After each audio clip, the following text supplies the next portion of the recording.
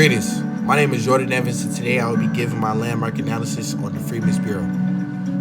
After the Civil War ended in 1865, the U.S. had a huge problem to solve. Slavery was officially over, but about 4 million formerly enslaved African Americans were now free without land, money, education, or real protection. The South had been destroyed during the war, and the country was trying to figure out a way to rebuild. This time period is known as the Reconstruction era. One of the most important efforts during the Reconstruction was the creation of the Freedmen's Bureau. It was designed to help formerly enslaved people transition into freedom and adjust to a completely new way of life. The Freedmen's Bureau was created in 1865 by Congress because the freedom alone was not enough. Formerly enslaved people didn't suddenly have resources or opportunities just because slavery ended. Many had nowhere to live, no jobs, no education. At the same time, southern states were passing laws called Black Codes that limited the rights of African Americans and tried to keep them in a system similar to slavery. The federal government realized that without some type of support, free people would struggle to survive. So the Bureau was created as a temporary agency to provide assistance and protect basic rights. The Freedmen's Bureau provided several important services. First, it distributed food, clothing, and medical care to both free African Americans and poor whites in the South. It also helped negotiate labor contracts between black workers and white landowners to make sure workers were paid fairly. Another major role of the Bureau was helping with legal issues. Many African Americans had no legal protection, so the Bureau stepped in to help settle disputes and defend their rights in court. Even though it didn't solve every problem, it gave people some time and level of support during a very unstable time. One of the most powerful and lasting contributions of the Freedmen's Bureau was education.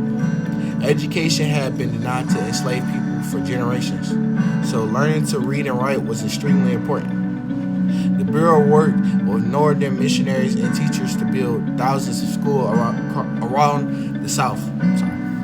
Both children and adults attended these schools because many adults had never had an opportunity to learn. Some of these early schools eventually developed into historically black colleges and universities, also known as HBCUs.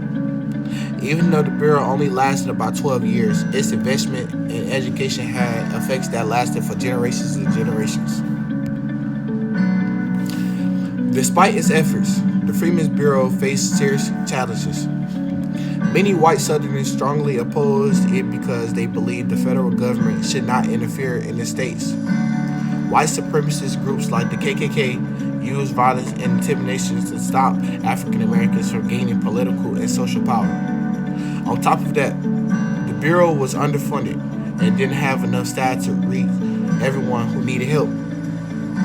Political support for the Reconstruction started to fade in the North, and by 1877, federal troops were withdrawn from the South. When that happened, the Freedmen's Bureau was officially shut down. In conclusion, the Freedmen's Bureau represents both hope and unfinished progress during the Reconstruction era. It was one of the first major attempts by the federal government to actively support the rights of African Americans. It provided food, legal help, and most importantly, education at a time when freedom was just very little. However, the Bureau also shows how difficult it was to create lasting change in the face of resistance and racism. Even though it did not last long, its impact, especially in education, can still be seen today. The Freedmen's Bureau reminds us that progress often comes with struggle, but when temporary effects can leave a lasting legacy. And here you see these are my references that I included in this presentation, and I hope that you have got some out of this presentation. Thank you.